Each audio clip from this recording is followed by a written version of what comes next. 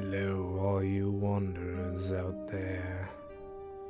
I am Benz from Off the Map Gaming, and today we will be reading The Dream, also known as The Pale Lady, a story about a harbinger of death.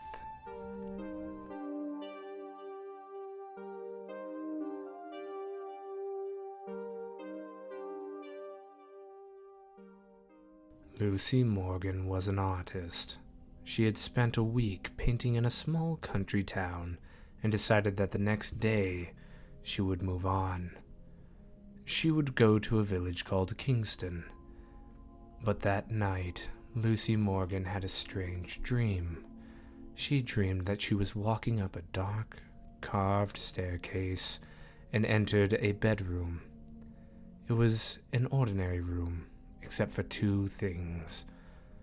The carpet was made up of large squares that looked like trapdoors, and each of the windows was fastened shut by big nails that stuck up out of the wood. In her dream, Lucy Morgan went to sleep in that bedroom. During the night, a woman with a pale face and black eyes and long black hair came into the room. She leaned over the bed and whispered, "This is an evil place.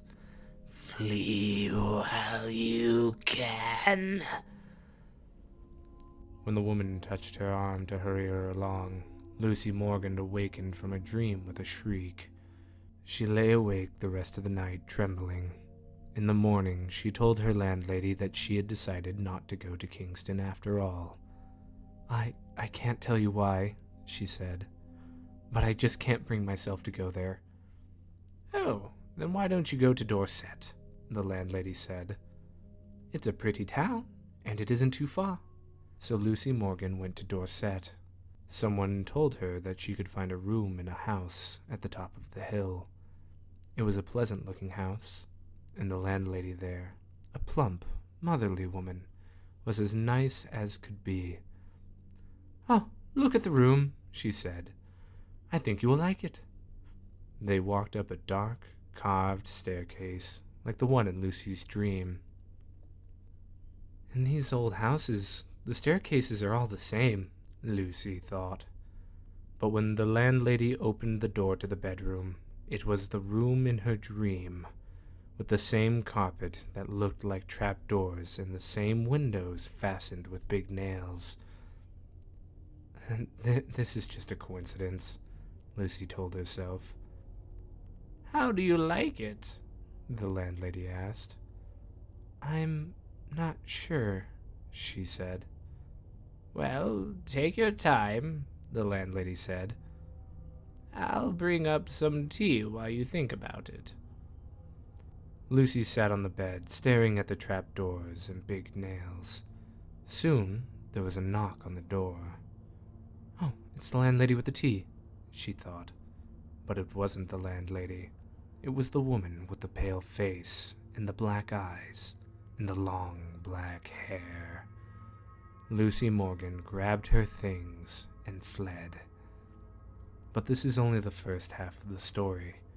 There's so much more to tell about the Pale Lady and what Lucy had to do.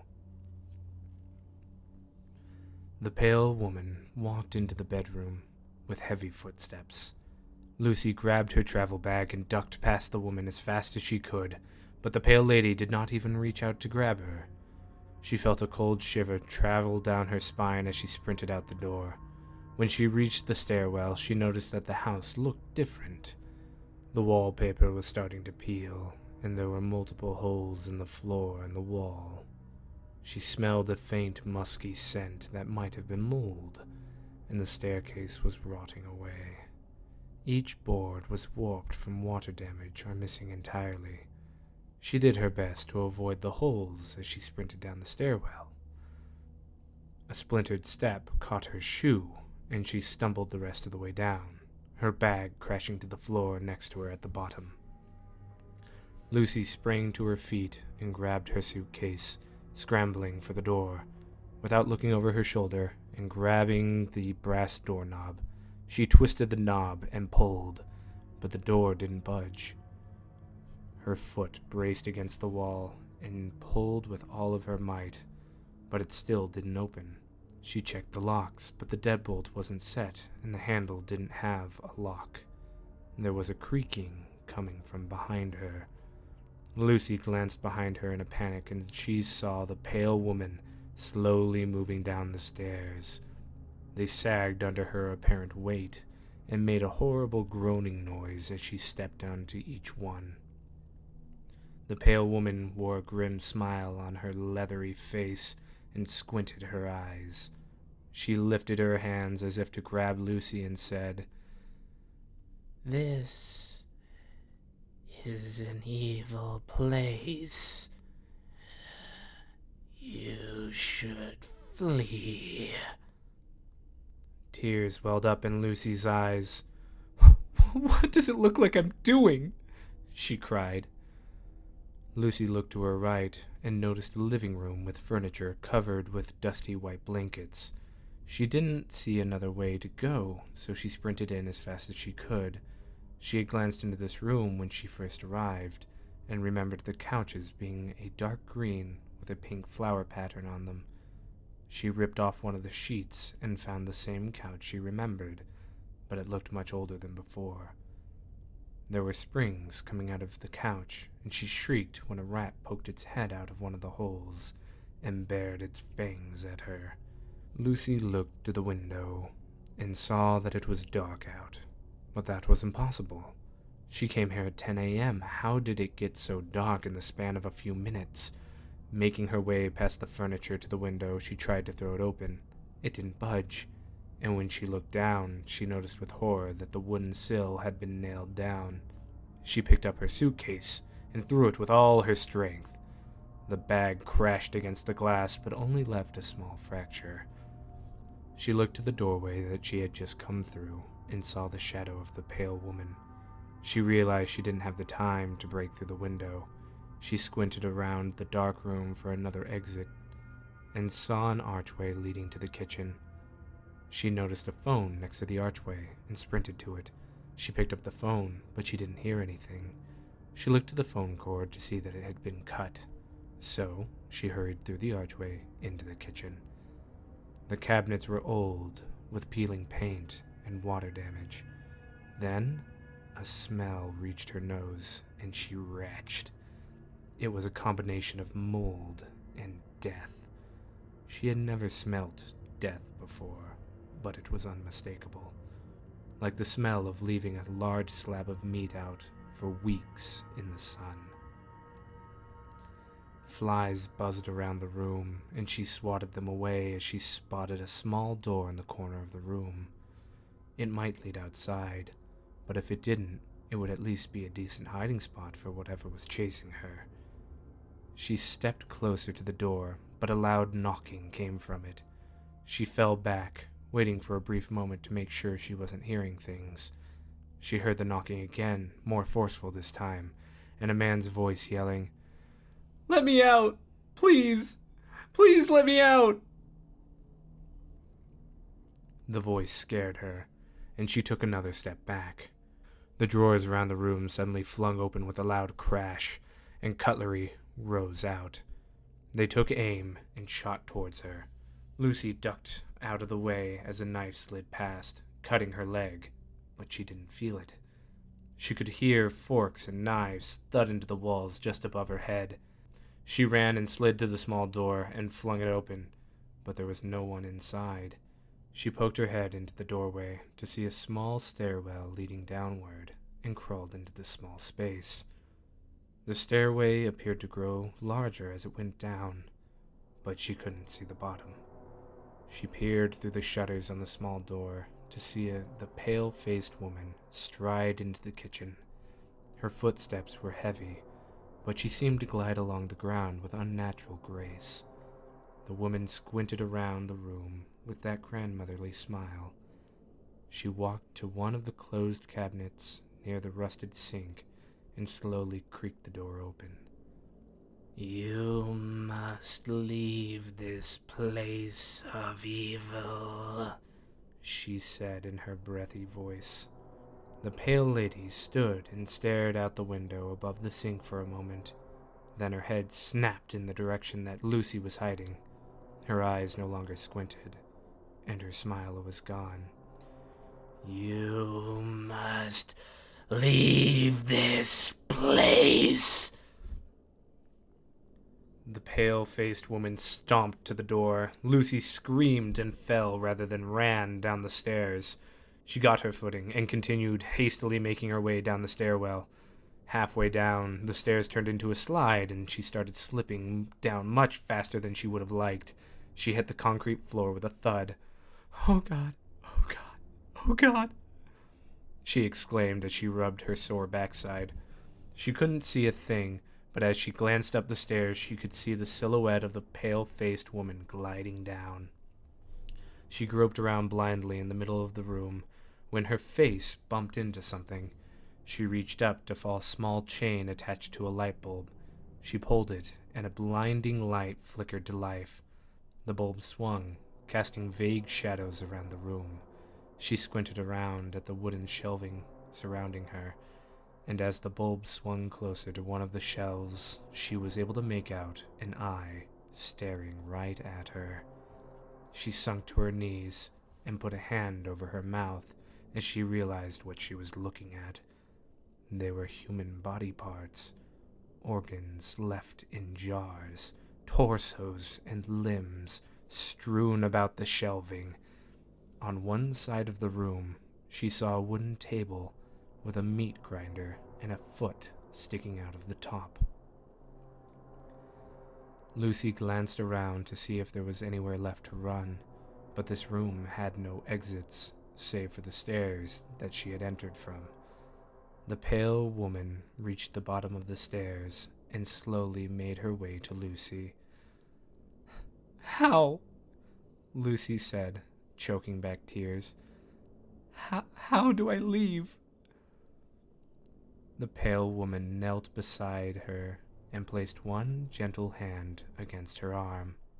It felt leathery, but warm. "Back the way you came." The bulb flickered, and Lucy thought she saw the landlady in the corner of the room, holding a butcher's knife. "Now, you know." The pale lady smiled again. Lucy returned the smile and wiped the tears from her face. Thank you." The bulb continued to swing, casting shadows around her. It swung away from the pale lady, and when the light came back, she was gone. Lucy jolted awake to the sound of a knock from somewhere. Looking around the room, she realized she was back in the bedroom on the top floor. She glanced around to see her suitcase sitting in the corner of the room. Come in," she yelled as she got up from the bed. The landlady strode in with a tray full of tea and small biscuits. Lucy forced a smile onto her face as a memory of the knife-wielding landlady in the basement flashed into her mind. I have some errands to run in town, actually. Sorry to put you through the trouble of fetching tea when I have to go." "Oh, but dear, just a small drink wouldn't hurt," the landlady replied, pushing the tray towards her. No, I'm sorry, but I have a friend I'm meeting in town," she lied, and started shuffling toward the door. "And I believe I'm already running late." A bead of sweat dripped down the back of her neck. The landlady left the tray on the bed and moved with her to the doorway. "Oh?" Her head cocked to the side, and she gave a sly smile. "You have a friend in town, do you? You said you were coming out here to paint the countryside, though." Lucy stepped back to put distance between herself and the old landlady. "Yes, well, I came out here because I was recommended to me by a friend. I said I would first drop my things off at the house and then come meet him at the restaurant." Lucy did her best to keep the smile on her face. I see. The smile was gone from the landlady's face. Do you know when you'll be returning? She stalked closer to Lucy.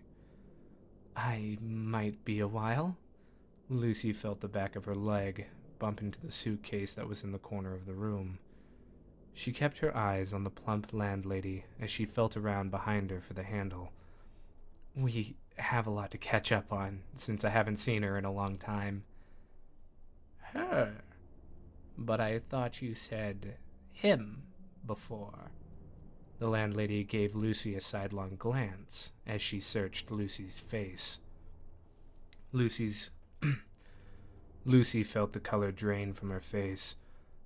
Yes, well, you see, actually, the landlady's face twisted into a frown as she reached for something behind her back. Her other hand came up and wagged a finger at her. You're not lying to me, are you? Lucy tensed and brought her bag around. Because if you are, that means I might have to. The landlady pulled a cleaver from behind her back and swung it at Lucy. Lucy jerked her bag up, blocking the blow. She heaved the bag away from herself and lunged for the tray of tea, scooping up the kettle. She threw the boiling water in the landlady's face. The landlady screamed and clutched her eyes. Lucy wielded the ornate kettle like a club and shattered it over the old lady's head. The landlady dropped the knife and fell to her knees. Her head rocked as her eyes rolled into the back of her head. She groped around for Lucy, filled with panic, as she felt a cold hand grasp her wrist as she seized the tray with her other hand. Letting out a cry, she whipped the tray over her head onto the landlady with a sickening clang. The force sent her body crumpling onto the floor. Lucy darted down the stairs. The house was laid out just the way it was in her dream. Rushing into the living room, she found the phone near where it had been in her dream. She picked up the phone and dialed the police. 20 minutes later, Lucy was taken into custody, and the house was searched. The landlady had lured many people into her home, only to poison them and drag them into her basement, where she would carve them up and turn them into ground beef. Once Lucy was released from custody, she found it hard to sleep at night. She dreaded seeing that pale face with the long black hair gliding through her dreams. Her presence only warned of death, only ushered in tragedy. So beware the pale old lady that hides in all of your dreams. If you see her, don't be afraid of her. Instead, heed what she tells you. Thank you all for listening. I hope you had a good time listening to the story. I would also like to give mention to Monster Music, who provided the soundtrack that you heard during the story. I hope to see you all again next week for a story about what goes bump in the night. Sweet dreams.